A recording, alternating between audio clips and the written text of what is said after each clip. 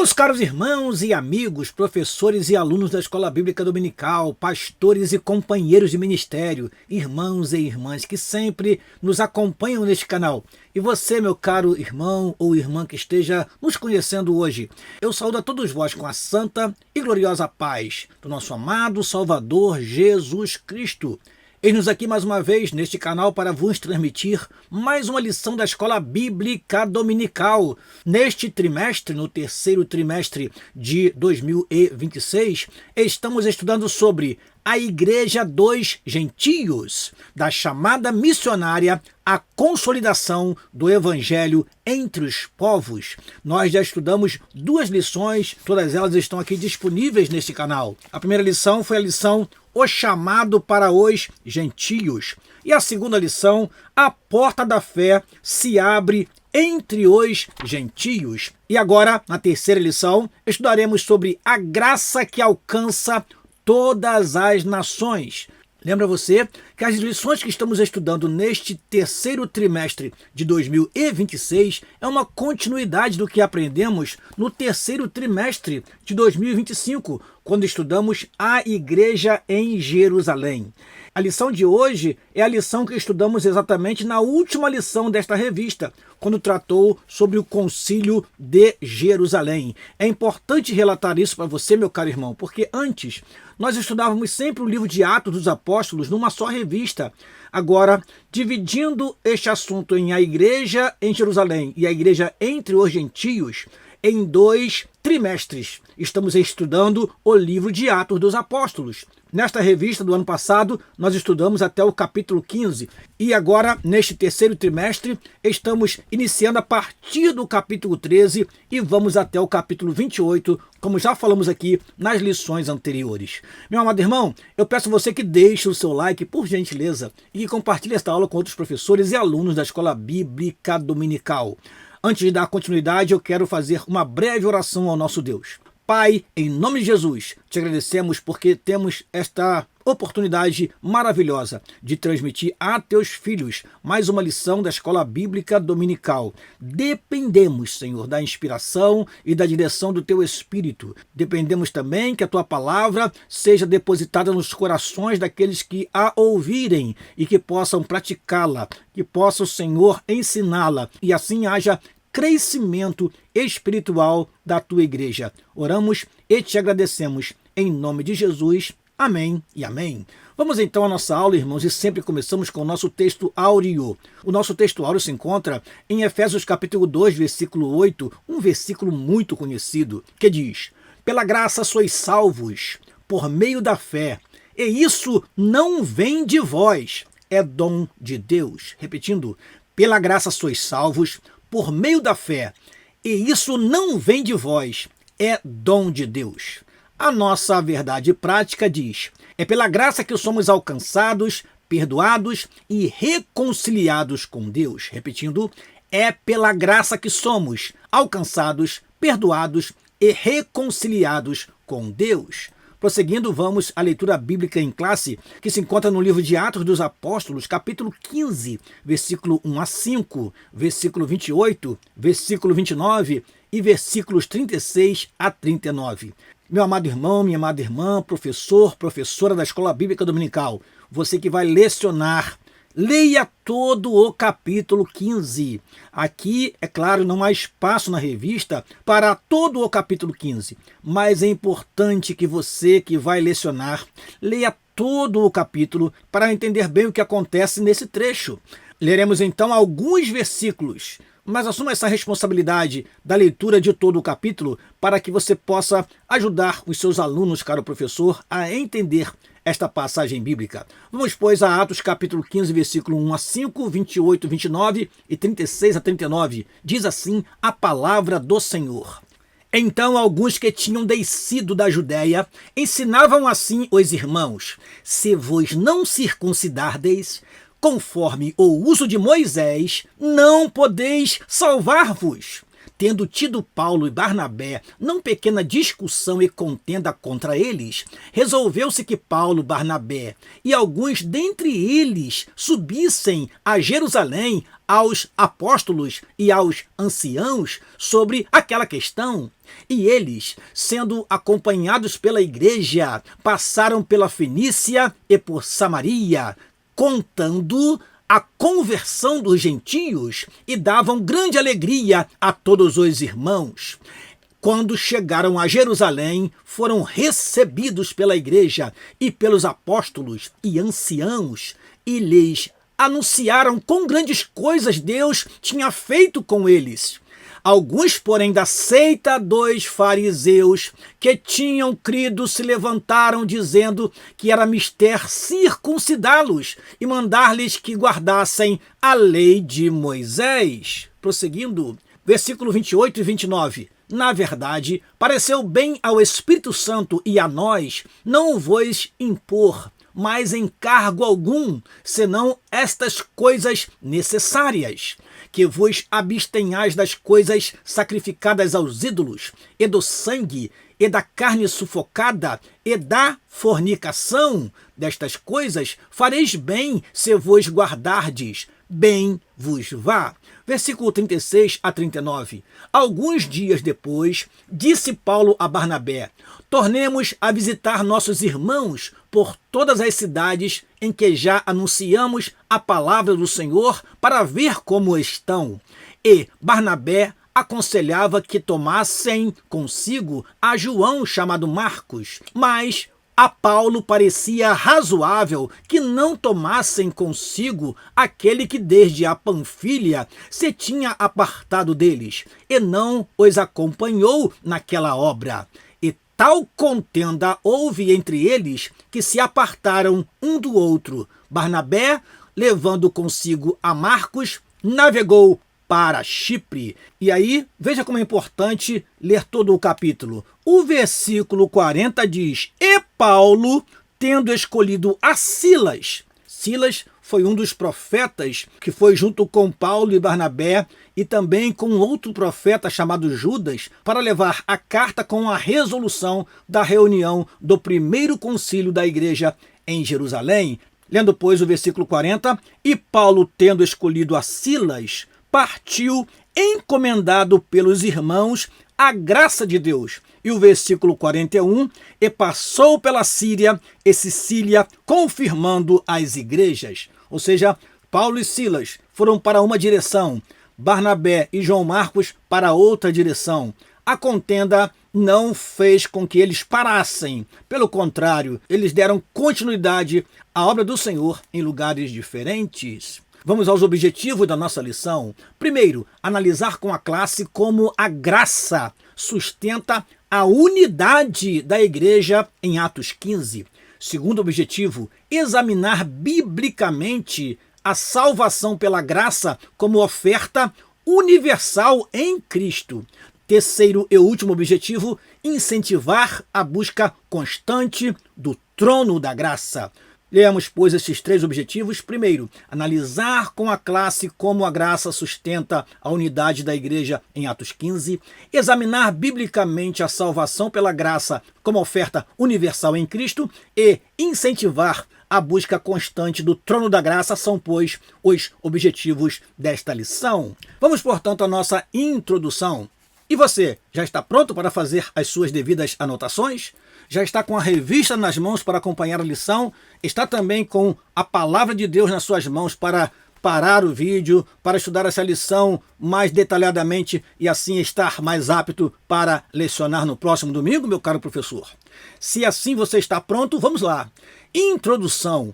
A expansão do evangelho entre os gentios trouxe grande alegria à igreja, mas também revelou um dos primeiros desafios doutrinários do cristianismo. O que temos aqui é uma questão doutrinária. O que temos aqui é uma igreja nascendo e já encontrando as suas primeiras barreiras, as suas primeiras dificuldades de relacionamento. Continuando, com o retorno de Paulo e Barnabé à Antioquia da Síria, após a evangelização da Ásia Menor, surgiu uma controvérsia que ameaçava a unidade da fé. A salvação estaria condicionada à observância da lei de Moisés? Devem, pois, os gentios se converter ao judaísmo, se tornarem prosélitos e então, convertidos ao judaísmo, alcançar a salvação em Cristo? Ou será que eles não precisam dessa observância das leis? E o que fazer então para que eles possam fazer parte do corpo de Cristo, a Igreja do Senhor? Continuando a leitura, vamos então prosseguir na nossa introdução. Cristãos oriundos do farisaísmo passaram a exigir a circuncisão dos gentios convertidos, provocando um debate decisivo sobre a natureza da graça. Diante dessa crise, a igreja buscou discernimento espiritual e fidelidade às Escrituras, culminando numa decisão importante no Concílio de Jerusalém, que mostrou que a graça de Deus alcança todas as nações. Então, esta resolução do Concílio de Jerusalém precisava chegar às igrejas. Você deve se lembrar que a igreja em Antioquia, ela foi fundada não por apóstolos, mas por alguns irmãos que decidiram, ao invés de falar apenas aos judeus, pregar também aos gentios. E ali nasceu uma poderosa igreja, uma igreja fervorosa. E desta igreja foram enviados Paulo e Barnabé para a sua primeira viagem missionária. E nesta primeira viagem missionária, como estudamos na lição passada, ali os gentios ficaram muito interessados no evangelho e os judeus, com inveja, começaram a perseguir os apóstolos que estavam pregando o evangelho. E aí, em um determinado momento, Paulo e Barnabé dizem: nos voltamos para os gentios, ou seja, vamos pregar para os gentios. E Paulo escreve em Romanos capítulo 1, versículo 16, assim: primeiro ao judeu e depois ao grego. Ou seja, era necessário pregar aos judeus, mas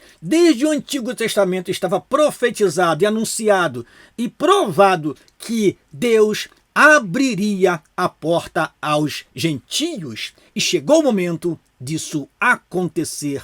E isso causou grande espanto para os judeus. Mas, dirigidos pelo Espírito Santo, eles tomaram a decisão certa. Dirigidos pelo Espírito Santo, os apóstolos então se reuniram nesta reunião ministerial espiritual para resolver algo não de acordo com a maioria, mas com o parecer do Espírito Santo e dos apóstolos e dos anciãos. A palavra diz: pareceu bem ao Espírito Santo e a nós. Então, o que nós temos é uma decisão espiritual neste concílio.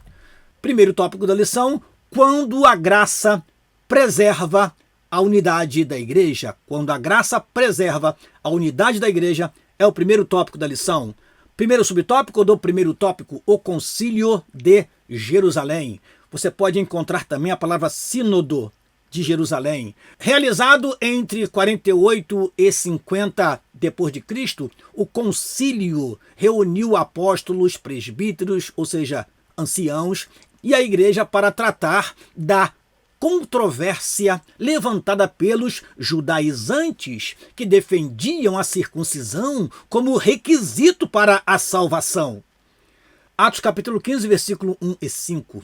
Contudo, tal exigência contrariava o ensino bíblico, pois a circuncisão nunca foi meio de justificação. Desde o Antigo Testamento está escrito que Abraão foi justificado pela fé, e não, amados irmãos, pela circuncisão, e não por obras feitas por ele, mas pela fé. Sob a liderança de Tiago e a direção do Espírito Santo, a igreja reconheceu que a salvação alcança todas as nações pela graça.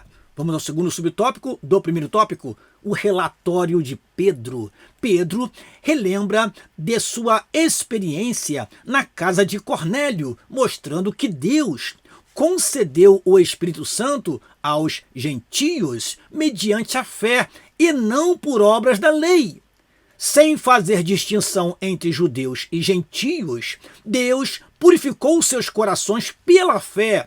Assim, Pedro questiona a imposição do jugo da lei e afirma que todos são salvos pela graça do Senhor Jesus Cristo.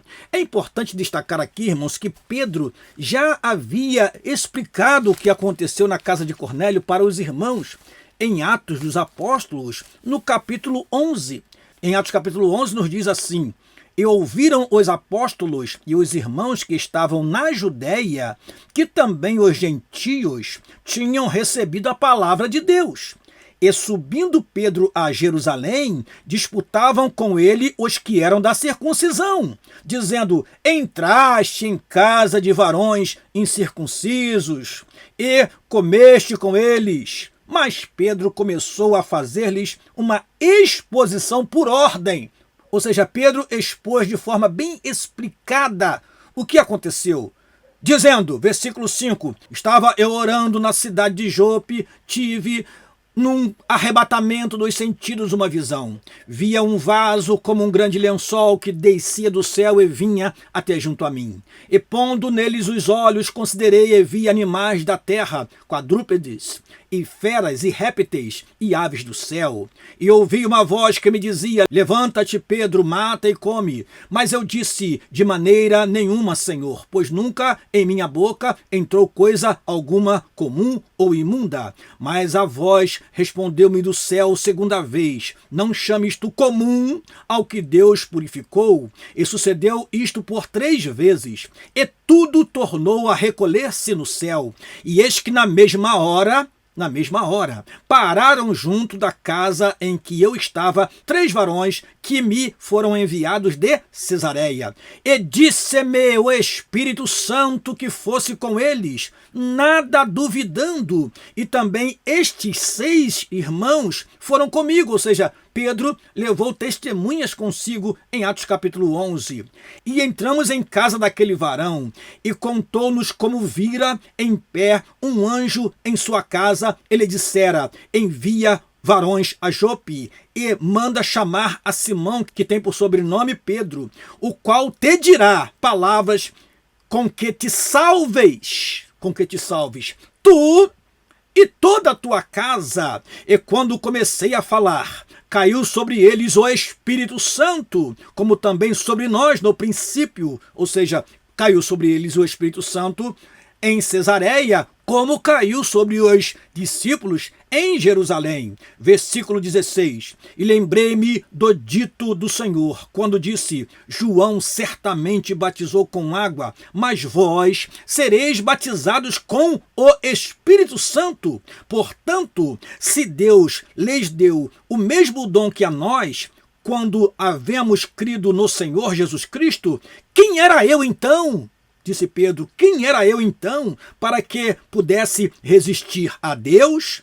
E ouvindo estas palavras, apaziguaram-se e glorificaram a Deus, dizendo: na verdade, até aos gentios deu Deus o arrependimento para a vida. Atos capítulo 11, versículo 1 a 18. Então Pedro já tinha dado explicações do que tinha acontecido na casa de Cornélio, mas agora, com o avanço do evangelho em outras regiões, mais uma vez os judaizantes se levantavam para questionar a pregação aos gentios e o ingresso deles na igreja do Senhor. Prosseguindo o terceiro subtópico do primeiro tópico, o relatório de Paulo e Barnabé. Em seguida, Paulo e Barnabé relatam como Deus confirmou a missão gentílica por meio de sinais e prodígios. Milagres como a cegueira do mágico cipriota e cura em Listra e o livramento de Paulo testemunham a aprovação divina. Além disso, destacam que os gentios foram salvos pela graça, sem a exigência da lei. É interessante, irmãos, destacar isto quando você lê Atos capítulo 15, versículo de número 9 e versículo número 10, o próprio apóstolo Pedro, na sua justificativa, ele diz: e não faz diferença entre eles e nós, purificando os seus corações pela fé. Versículo 10, agora, pois, por que tentais a Deus pondo sobre a cerviz dos discípulos um jugo que nem nossos pais, nem nós podemos suportar? Versículo 11, importantíssimo. Mas cremos que seremos salvos pela graça do Senhor Jesus Cristo, como eles também. Então nós temos aqui fé e temos aqui a graça. Fé e graça são as duas palavras que estão presentes no nosso texto áureo. Pela graça sois salvos, mediante a fé. E isso não vem de vós, é dom de Deus. Prosseguindo, quarto subtópico do primeiro tópico, o discurso de Tiago. Tiago, o justo, irmão do Senhor, é líder, respeitado da igreja, preside o concílio com discernimento espiritual. Após ouvir os testemunhos, reconhece que Deus visitou os gentios para formar dentre eles um povo para o seu nome. Fundamenta sua proposta nas Escrituras, citando Amós, mostrando que a inclusão dos gentios já fazia parte do plano redentor. Assim, afirma que a missão gentílica não contradiz a revelação, mas a cumpre. O concílio decide não impor a lei mosaica aos gentios, recomendando apenas a abstinência de práticas que comprometeriam a comunhão: idolatria, imoralidade sexual, carne sufocada e sangue. É interessante notar que na palavra de Tiago, a partir do versículo 13, ele cita a experiência dos apóstolos na evangelização e cita a Escritura. Então temos ali uma experiência que nós chamamos de empírica, ou seja, era perceptível aquilo aos seus olhos. Na revista que nós apresentamos aqui, a Igreja de Jerusalém, de um ano atrás, nos fala que Pedro não recorreu a algo subjetivo, a algo pessoal, mas a algo objetivo. Era um fato quando ele fala que estava pregando e o Espírito Santo caiu sobre eles. E eles foram batizados no Espírito Santo pelas próprias palavras do apóstolo Pedro. Então temos aqui uma experiência e temos também o registro das Escrituras. Diz assim, Atos capítulo 15, versículo 13 em diante. E havendo-se eles calado, tomou Tiago a palavra, dizendo: varões e irmãos, ouvi-me.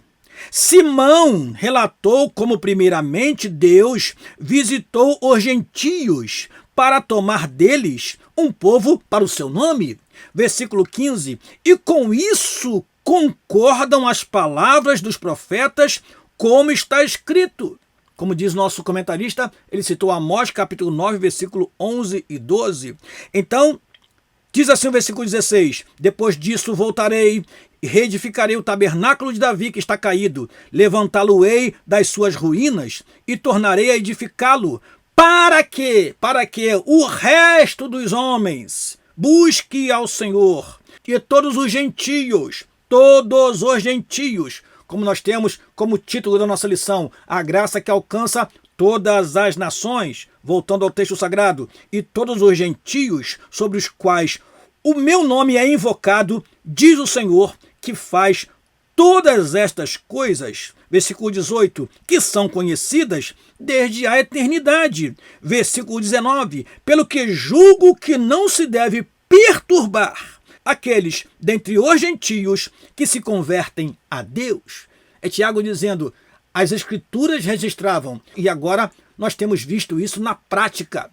Estava registrado nas Escrituras, mas agora está acontecendo, de fato, a manifestação de Deus aos gentios. Prosseguindo, a decisão é comunicada por carta às igrejas gentílicas, enviada com Paulo, Barnabé, Judas e Silas, reafirmando a direção do Espírito Santo e trazendo consolo e unidade. Após isso, surge a divergência entre Paulo e Barnabé quanto a João Marcos, resultando na separação dos dois líderes.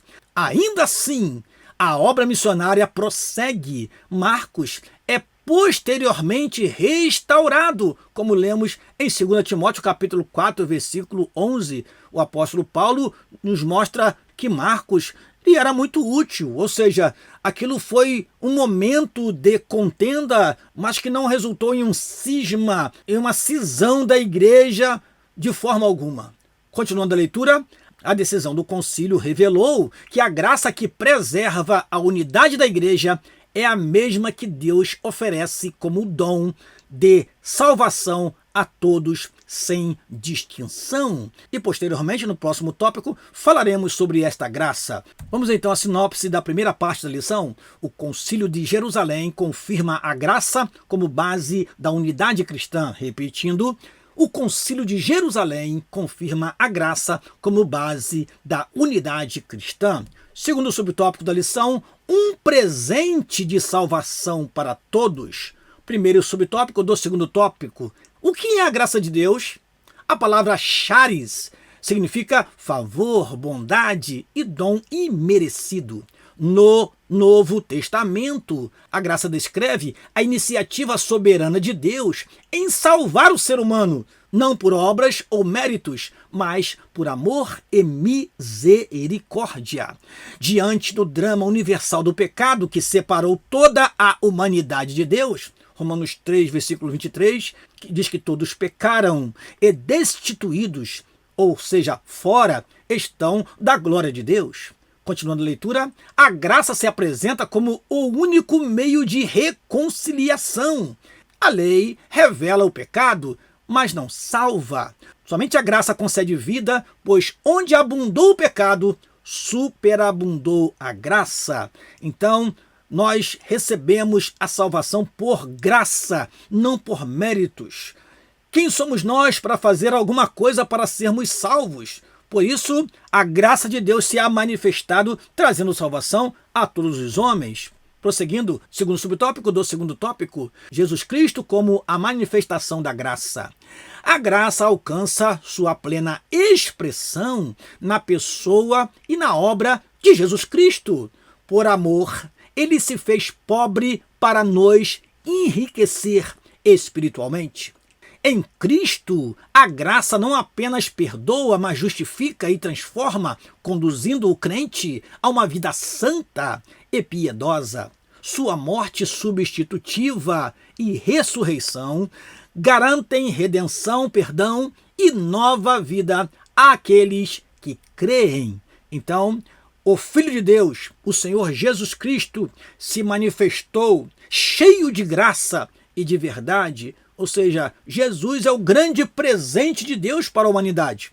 A Bíblia nos diz em João 3,16, porque Deus amou o mundo de tal maneira que deu o seu Filho unigênito, para que todo aquele que nele crê não pereça, mas tenha a vida eterna.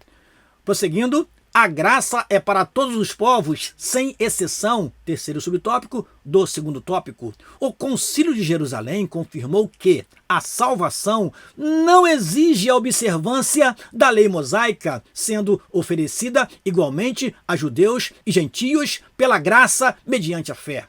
Em Cristo, não há barreiras étnicas, culturais ou religiosas. Todo aquele que invoca o nome do Senhor será salvo. Essa graça universal deve ser recebida pela fé em Jesus Cristo, o único Salvador. É somente através dele que nós alcançamos o favor divino, porque ele é a manifestação plena da graça de Deus para a humanidade. Continuando, diante dessa graça tão ampla e suficiente, somos chamados não apenas a recebê-la, mas a viver sob o seu governo. A graça que salva também ensina, corrige e fortalece. Quem foi alcançado por ela responde com gratidão, fé perseverante e uma vida que glorifica a Deus em obediência e amor. Ou seja, viver da graça ou pela graça é viver dependente de Deus. É receber a salvação e a partir daí dar um bom testemunho cristão. Por isso que a recomendação bíblica é que nós cresçamos na graça e no conhecimento do Senhor Jesus Cristo. Não se esqueça, quando você citar esse versículo, de complementar. É a graça e conhecimento do Senhor Jesus Cristo. Assim nós devemos crescer. Isso é crescer na dependência de Deus. Isso é crescer na obediência a Deus. Isso é crescer no aprofundamento de uma vida espiritual verdadeira diante de Deus. Sinopse da segunda parte da lição: a graça de Deus oferece a salvação a todos por meio de Jesus Cristo. Repetindo, a graça de Deus oferece a salvação a todos por meio de Jesus Cristo. Terceiro e último tópico da lição: crescendo na graça. Vamos lá, primeiro subtópico do terceiro tópico: como nos aproximar do trono da graça. Hebreus, no capítulo 4, no versículo 16, nos diz: cheguemos, pois, com confiança ao trono da graça, para que possamos alcançar misericórdia e achar graça, a fim de sermos ajudados em tempo oportuno. Então, como nos aproximar do trono da graça? Crescer na graça e no conhecimento de Cristo pressupõe amadurecimento espiritual contínuo. É amadurecer, é não ser crente menino, mas é ser um crente estruturado na palavra, é ser um crente firme nas promessas do Senhor. Assim, o acesso ao trono da graça ocorre com confiança, não fundamentada em méritos humanos, mas na obra redentora de Cristo, que removeu a barreira do pecado. Além disso, aproximamo-nos com fé viva e reverência, pois sem fé é impossível agradar a Deus. Hebreus capítulo 11, versículo 6. Do mesmo modo, essa aproximação exige humildade e coração quebrantado, que o Senhor jamais despreza, como está em Salmo 51, versículo 17. Por isso, o trono é chamado de trono da graça. Dele procedem misericórdia, perdão, socorro e poder espiritual. Portanto, amados irmãos, cheguemos com confiança ao trono da graça para receber misericórdia, perdão, socorro e poder espiritual para triunfarmos nesta vida e sermos mais do que vencedores em Cristo Jesus, nosso Senhor. Segundo subtópico do terceiro tópico: quando devemos nos achegar ao trono da graça? As Escrituras orientam que busquemos a graça em tempo oportuno. Isso significa que o auxílio divino está sempre disponível no momento exato da necessidade. Com efeito, Deus é socorro bem presente na angústia e jamais se atrasa, jamais erra, jamais dorme. Eis que não tosquenejará, nem dormirá o guarda de Israel. Então, é na ocasião certa. Tempo oportuno significa kairos. É na ocasião certa que Deus nos socorre, nos ampara. Portanto, o trono da graça não é inacessível nem reservado a poucos, mas permanece aberto a todos os crentes que podem se achegar com confiança hoje e sempre pela fé em Jesus Cristo. Amém. O véu do templo se rasgou de alto a baixo. Por isso que aos Hebreus capítulo 10, versículo 19, nos diz: tendo, pois, irmãos, ousadia para entrar no santuário pelo sangue de Jesus. Versículo 20, pelo novo e vivo caminho que ele nos consagrou, pelo véu, isto é, pela sua carne. O acesso está aberto. É só nos aproximarmos de Deus e certamente ele nos encherá da sua graça. Terceiro subtópico do terceiro tópico: o que recebemos ao nos achegarmos ao trono da graça? Ao nos aproximarmos de Deus, recebemos misericórdia, perdão, fortalecimento espiritual e capacitação para viver segundo a sua vontade. Assim, toda a vida cristã depende dessa graça, desde a salvação até o crescimento contínuo em Cristo. Ou seja, nós precisamos desta graça sempre, meus amados irmãos, até que alcancemos o céu de glória.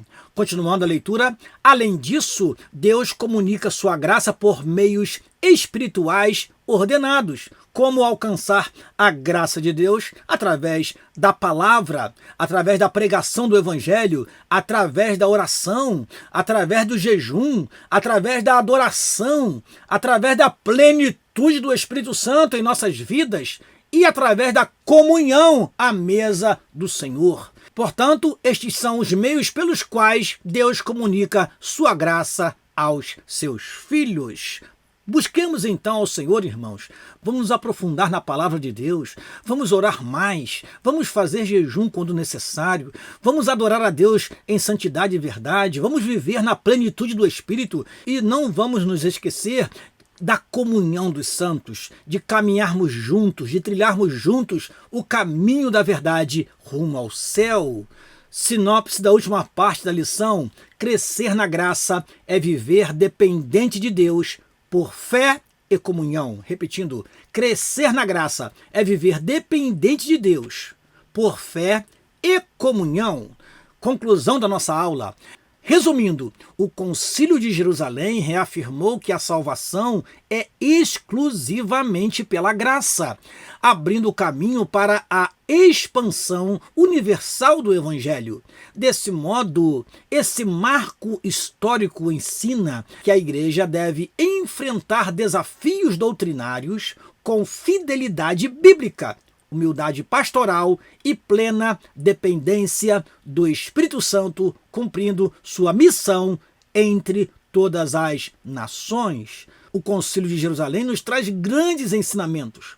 É um grande exemplo de reunião ministerial, na qual o Espírito Santo tem primazia. Há diálogo, os problemas são trazidos e resolvidos. Cada um pode expor a sua opinião, mas quem toma a decisão é o Espírito Santo. São os apóstolos reconhecendo que o que eles decidiram tem o aval do Espírito Santo. Que nossas reuniões de obreiros sejam assim, reuniões onde o Espírito Santo tenha primazia para decidir o que fazer, o que não fazer. Isso não é espiritualizar a reunião, não. É realmente reconhecer que é através da oração, que é através da comunhão e através do agir do Espírito Santo que se tem as melhores soluções para a Igreja de Cristo. Terminamos esta aula convidando você para a próxima lição. Não perca a quarta lição do terceiro trimestre de 2026, na qual estudaremos sobre o Espírito que nos guia para além das fronteiras. E eu quero contar com a tua presença aqui, meu caro professor e aluno, na próxima semana, para nós estudarmos esta quarta lição do terceiro trimestre de 2026. Aqui eu me despeço, pedindo a você que continue orando por nós, que compartilhe esta aula com outros professores e alunos. E muito obrigado a você que está comigo até o final desta aula, meu caro professor e aluno da Escola Bíblica Dominical. Deus vos abençoe, em nome de Jesus. Amém e amém.